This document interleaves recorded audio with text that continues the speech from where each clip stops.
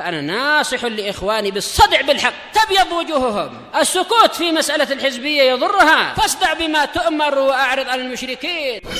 سلامي على دماج ورجالها والشيخ يحيى ودار العلم يا سعد بانيها. Bismillahirrahmanirrahim. Alhamdulillahi rabbil alamin. Asyhadu an la ilaha illallah wahdahu la syarikalah wa asyhadu anna Muhammadan abduhu wa rasuluh.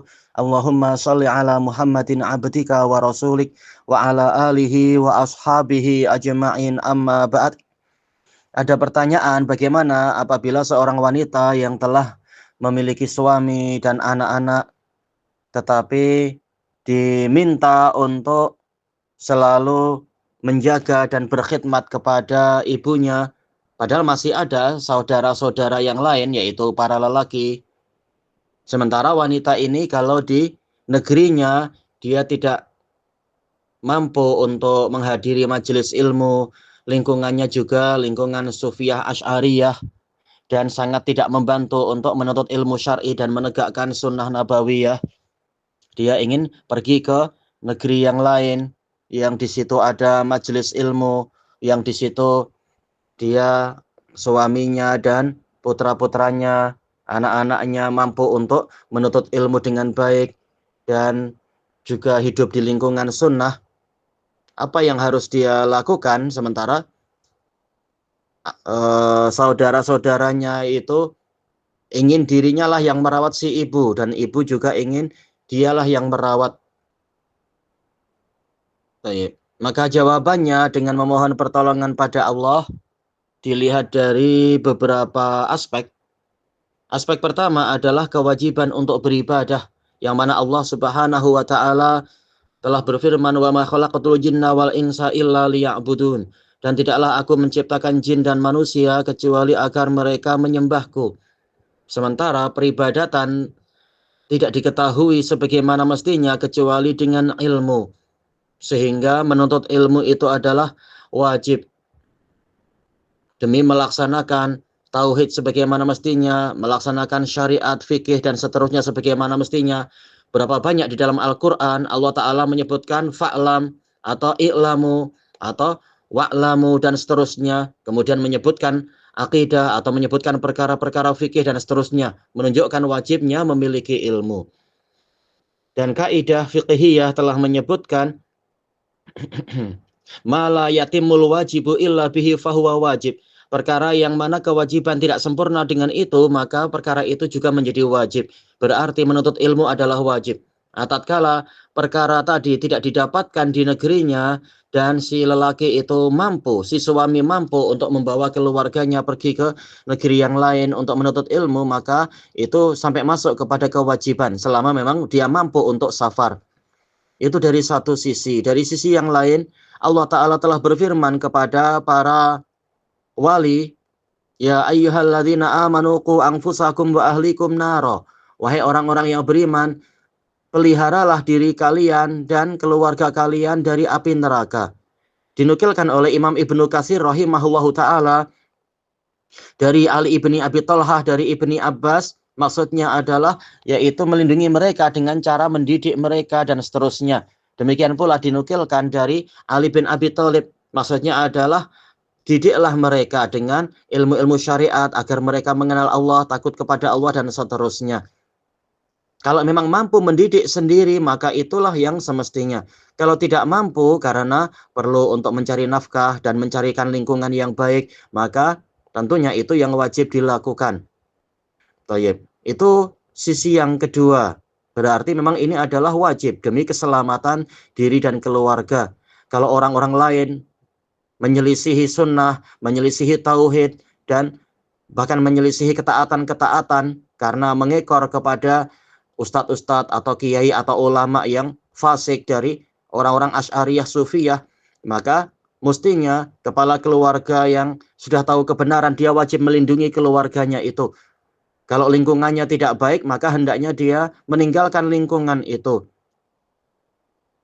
Tayyib. Sebagaimana dalam dalil-dalil yang banyak diriwayatkan oleh Imam Muslim dan lain-lain, yang mana Rasulullah Shallallahu Alaihi Wasallam mewajibkan orang yang masuk Islam untuk hijrah dari negeri mereka bergabung dengan para muhajirin. Di antara hikmahnya disebutkan oleh para ulama adalah agar diri mereka dan keluarga mereka tidak lagi terkesan atau terpengaruh oleh lingkungan yang buruk, lingkungan kekufuran, lingkungan kemunafikan, lingkungan kebid'ahan, lingkungan kemaksiatan, dan seterusnya. Demikian pula hadis yang diriwayatkan oleh Bukhari dan Muslim dari Abi Sa'id al-Khudri radhiyallahu an tentang orang yang bertaubat dari pembunuhan. Kemudian si alimnya mengatakan yaitu la tarji ila baladik, la tarji ila qaryatik fa innaha qaryatusu. Jangan engkau kembali ke negerimu atau desamu karena desamu adalah desa yang buruk. Baik, disuruh untuk pergi ke Qaryah Fulaniyah, di situ ada para hamba Allah yang beribadah, fa'budillaha ma'ahum, sembahlah Allah bersama mereka. Ini menunjukkan pentingnya lingkungan untuk diri sendiri dan untuk anggota keluarga semuanya. Baik. Dan disebutkan oleh Al-Hafidz Ibnu Hajar, hadis ini menunjukkan sangat digalakkan untuk seseorang itu pindah dari lingkungan yang buruk menuju kepada lingkungan yang baik. Dan juga di antara hikmahnya disebutkan oleh para pensyarah, yaitu kewajiban untuk memperbanyak bilangan ahlul haq. Kalau di zaman Nabi ya bilangan kaum muslimin. Karena kalau muslimin sedikit akan diremehkan, akan dikacau, akan sedikit orang yang saling membantu. Maka diperintahkan untuk memperbanyak bilangan kaum muslimin. Muslimin yang hakiki adalah muslim yang ikut Nabi. Maka demikian pula di zaman sekarang kita diperintahkan untuk memperbanyak bilangan orang-orang yang setia membawa warisan Nabi Shallallahu Alaihi Wasallam. Jangan lagi memperbanyak barisan ahlul syirik dan ahlul kufur dan ahlul bidah. Kita harus pindah bergabung dengan orang-orang yang setia, yang mana mereka itu dalam keadaan terasing dan terkucilkan. Kita diwajibkan untuk membantu mereka, saling menolong dan memperbanyak jumlah mereka. Dan dari sisi yang lain, wanita itu wajib ikut suaminya kalau suaminya memerintahkan kepada yang baik. Adapun kalau yang buruk ini pembahasannya telah diketahui. Nah, kalau suaminya mengajak kepada pergi ke negeri sunnah, pergi ke lingkungan sunnah, maka wajib si istri dan anak-anak itu mengikutinya. Difatwakan oleh Syekhul Islam Ibnu Taimiyah rahimahullah, dan ini adalah pendapat hampir semua ulama, kalau bukan ijma' wallahu a'lam, bahwasanya kalau seorang suami melarang istrinya keluar rumah, walaupun yang memanggil itu adalah ayah dan ibu, maka si istri tidak boleh untuk keluar rumah tanpa seizin itu. Kecuali kalau dalam keadaan darurah, keadaan yang sangat mengancam nyawa bagi keluarganya dan bagi ayah dan ibunya. Sementara ayah dan ibunya tak ada yang membantu kecuali dia, misalkan. Sementara dari pertanyaannya menunjukkan masih ada para lelaki dari saudara-saudara dari wanita itu. Maka kewajiban justru dibebankan kepada para lelakinya. Karena mereka itulah yang menjadi wali bagi si ibu tatkala ibu itu sudah tidak punya suami. Mereka lah yang menjadi wali, mereka lah yang wajib untuk memikul nafkah, untuk memelihara, melindungi, menjaga, merawat, dan seterusnya. Dan untuk itulah mereka mendapatkan warisan 2 kali lipat daripada warisan perempuan, warisan saudari mereka. Karena mereka yang wajib untuk merawat ibu. Sementara wanita setelah dia berpindah ke walian, yaitu dia punya suami, kewajiban pertama setelah kepada Allah dan Rasulnya adalah berbakti kepada suami.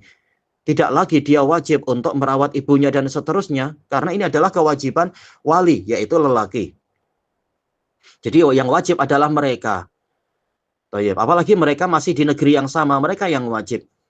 Nah, kalau ibunya mau, memang ibunya bersikeras untuk dirawat oleh si wanita ini, maka bagus juga menggabungkan sekian banyak maslahat, yaitu si wanitanya berangkat bersama suami ke negeri sunnah, mengajak ibunya, kalau ibunya memang jujur ingin dirawat oleh putrinya, dan semoga selamat dunia akhirat karena dia ada di lingkungan tauhid dan sunnah. Kalau memang dia tak mau, maka menunjukkan memang dia tidak jujur, sekedar hawa nafsu saja ingin dirawat, tapi sekaligus ingin berkekalan di negeri kesyirikan, negeri kekufuran, negeri kebid'ahan dan kemaksiatan. Maka tidak layak untuk ditaati. Perintah orang tua yang mengandungi kemaksiatan dan mengandungi madarat, kerugian, ini tidak boleh ditaati. Baik. Allah Ta'ala telah mengatakan wa qad rabbuka alla ta'budu illa iyyah wa bil walidaini ihsana. imma yablughanna 'indaka al-kibara ahaduhuma aw kilahuma fala taqul lahumu uff wa la tanharhuma wa qul lahumu qawlan karima. Kemudian yaitu apa? Untuk ayat yang hampir sama dengan masalah itu, wa in jahadaka an tusyrika bi ma laysa laka bihi ilmun fala tuti'huma wa sahibuhuma fid dunya ma'rufa. Jika kedua orang tuamu itu memaksamu untuk engkau menyekutukan dengannya sesuatu yang engkau tidak memiliki ilmu tentangnya, maka jangan engkau menaati keduanya. Menunjukkan ketaatan hanya dalam perkara yang ma'ruf. Apalagi di lingkungan yang banyak Sufiyah dan Asy'ariyah, kita akan mudah sekali terpengaruh untuk jadi masuk kepada kesyirikan, boleh jadi mungkin syirik besar, mungkin syirik kecil, atau melihat kesyirikan tanpa mampu menyelisihinya, tanpa mampu mengingkarinya, atau masuk kepada kebid'ahan kalau ada acara-acara bid'ah, naudzubillah. Dan itu kita rasakan setiap kali kita pulang ke keluarga yang banyak acara-acara sufiyahnya itu. Maka ini tidak boleh untuk ditaati. Dia wajib taat kepada suaminya kalau suaminya mengajak kepada tauhid dan sunnah dan kepada ketaatan. Tayyib. Nah, orang awam mereka sendiri seringkali kalau sedang bengang, sedang jengkel kepada orang tuanya, mereka langsung tinggal rumah dan tidak takut dan tidak peduli.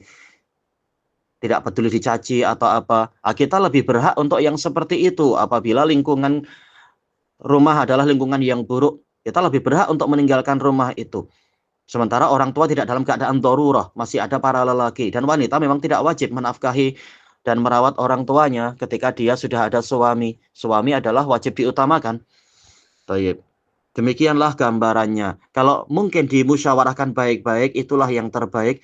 Dimusyawarahkan, bicara dari hati ke hati dengan abang-abang yang lain. Ini saya punya kehendak dan saya juga punya prinsip untuk menuntut ilmu dan membawa lingkungan, membawa anak-anak saya ke lingkungan yang lebih baik, yang sesuai dengan Al-Quran dan Sunnah dan seterusnya. Dan saya tidak minta apa-apa, tidak minta dukungan kalian, tetapi biarlah ibu kalian yang merawat. Kalau ibu lebih suka di sini, kalau ibu lebih suka saya rawat, maka ibu harus ikut syarat saya. Saya sudah dewasa, saya tidak sebagaimana kalian, masing-masing kalian punya pendapat, punya prinsip, punya syarat, saya juga punya.